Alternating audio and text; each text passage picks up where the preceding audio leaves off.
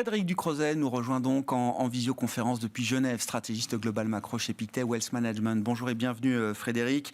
On est en plein dans la dernière séquence de l'année Banque centrale avec la Réserve fédérale américaine hier et puis la BCE à venir encore aujourd'hui. Sur la Fed, Frédéric, alors différents niveaux d'analyse. Il y a évidemment le discours de Jérôme Powell sur le fond, le pivot en matière de stratégie de politique monétaire et puis la réaction de marché. Si on part de là d'ailleurs, il semble que les marchés soient assez rassurés de voir la Fed à ce stade pivoter vers une politique monétaire qui sera beaucoup plus neutre, voire peut-être à un moment restrictive l'an prochain.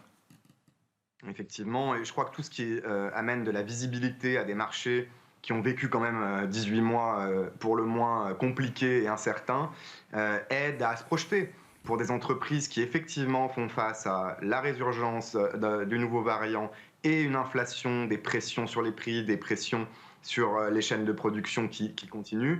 Tout ce qui vous amène un petit peu de visibilité à l'horizon de 3, 6 ou 12 mois est bon à prendre. Mais je crois que ça va au-delà de ça.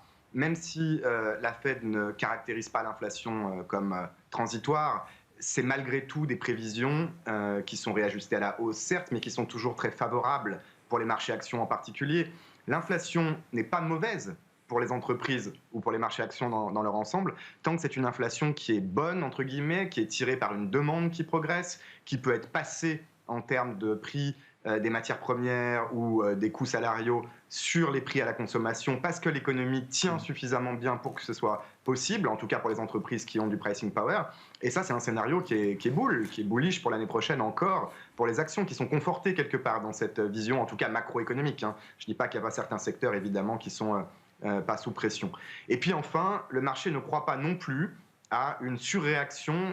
Vous parliez de taux d'intérêt restrictif. Je pense qu'il faut aller au-delà de 2% selon nos estimations. On est à 0 pour vraiment parler de restriction en termes de marché immobilier, en termes d'économie dans son ensemble. On n'y est pas, le marché n'y croit pas. S'il y a une chose qui n'a pas bougé depuis des mois, c'est l'estimation par les marchés de ce qu'on appelle le taux terminal, le taux d'intérêt, jusqu'où la Fed peut aller, en tout cas anticipé par le marché aujourd'hui. Il est resté globalement stable et il est bien inférieur à ce qu'elle-même, la Fed, projette. Donc quelque part, il y a aussi encore un petit peu le bénéfice du doute. En réajustant sa politique monétaire, Jérôme Powell ne sacrifie pas pour autant ses objectifs en matière de croissance et d'emploi aux États-Unis, Frédéric. La croissance américaine, l'emploi maximum, ça reste des priorités stratégiques pour la Fed et la croissance américaine peut survivre en 2022 au moins à l'inflation, au risque inflationniste et à une Fed qui serait un peu plus hawkish sur le front de la politique monétaire. Absolument. Je pense que là aussi, ce sont les commentaires les plus intéressants de Powell, optimiste encore sur le marché du travail, prudent sur cette notion d'emploi maximal, et c'est vrai que c'est une donnée qui n'est pas observable, il faut l'estimer. Les notions de Nayrou et de niveau d'emploi et d'équilibre qui ne génèrent pas d'inflation excédentaire, on ne les connaît pas. On ne peut que les estimer ou les découvrir après les faits. Et donc Powell, encore une fois, n'étant pas là aussi économiste de formation, je crois, est un très bon communicant, très pragmatique sur ces sujets-là. Et ça a été bien pris. Il dit quelque part, ce qui peut nous rappeler parfois d'ailleurs un président de la BCE comme Jean-Claude Trichet, il dit que l'emploi maximal ne sera atteint qu'à condition de respecter la stabilité des prix. La Fed a un double mandat et elle peut, à tour de rôle, insister sur un ou deux de ces piliers. Et je crois que c'est la bonne façon de faire aujourd'hui, très pragmatique. Encore une fois, c'est facile à dire après coup, la réaction des marchés a été bonne, mais c'est aussi, vous l'avez dit, parce que Powell, depuis sa rénomination en tout cas, et son audition au Sénat, a fait en sorte que les marchés soient bien préparés. Puisque vous citez Jean-Claude Trichet, venons-en à la BCE, Frédéric.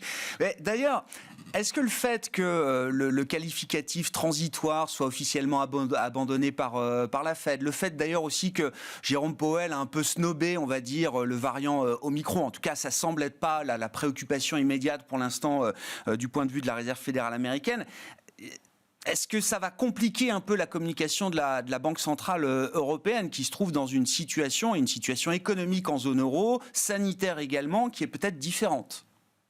C'est juste, d'autant qu'on se bat encore contre le variant Delta davantage que le nouveau, qu'on ne sait pas du tout ce qui va se passer en termes de capacité des installations, des hôpitaux et du secteur sanitaire dans son ensemble. Donc on navigue dans le flou, si ce n'est que la BCE, et Christine Lagarde nous l'a dit dès le 28 octobre déjà, part du principe que le gros de la crise sera terminé d'ici mars et que son programme d'achat d'urgence, le PEP, s'arrêtera à ce moment-là.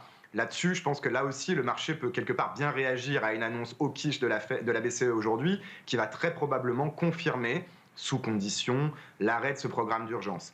Et puis tout ce qui est là peut-être plus important pour le marché pour se projeter, on n'aura peut-être pas toutes les réponses aujourd'hui. Donc c'est là où effectivement c'est un petit peu plus délicat. Est-ce que la BCE va continuer à racheter de la dette au-delà de mars 2022 ? Oui, très probablement. À quel rythme et pour combien de temps ?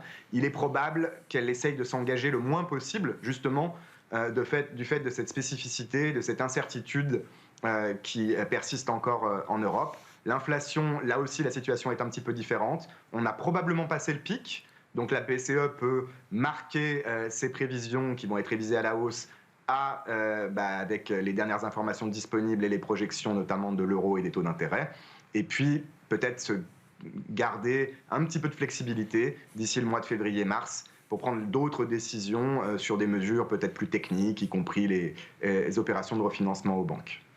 D'ailleurs, le mois de mars 2022 va être un mois très intéressant. Au-delà de la BCE, ce sera le mois qui verra un sommet européen sous présidence française de l'Union européenne. Frédéric, parmi les débats qu'il faut absolument reprendre en Europe et en zone euro notamment, ceux autour du pacte budgétaire, du cadre budgétaire, qui a suspendu tel qu'on l'a connu jusqu'en 2023. Mais justement, il faut préparer l'après. Comment est-ce que cette conversation va s'emmancher selon vous, Frédéric, est-ce que l'hypothèse d'un pacte budgétaire qui serait demain moins rigoriste, plus souple que le précédent, est-ce que c'est une hypothèse centrale aujourd'hui ?